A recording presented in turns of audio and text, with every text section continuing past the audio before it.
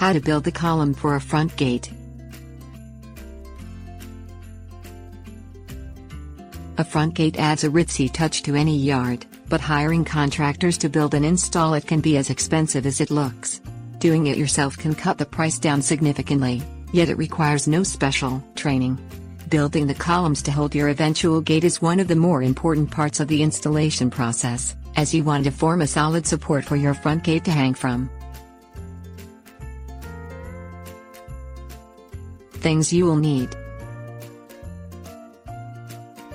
shovel, concrete, L-shaped steel rod, bricks, mortar, bricklaying trowel, concrete slab.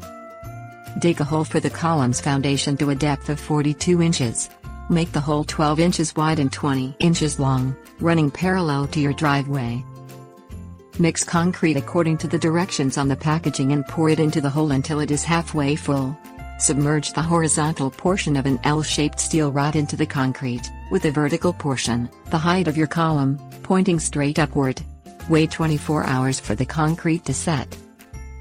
Lay bricks in a square formation on the concrete foundation around the steel rod. Spread mortar on the sides and top of each brick as you set them in place.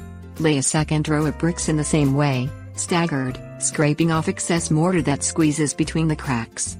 Continue laying bricks until your column reaches its desired height. Pour approximately 6 inches of concrete into the hollow center of your pillar, around the steel rod but inside the bricks. Wait 24 hours for it to set and repeat the process, pouring 6 inches each day until the column is full. Spread mortar on the upper surface of your column and set a concrete slab on the top to cap it. Fill in the space around the underground base of the column with concrete until within 4 inches of the surface. Top it off with sod.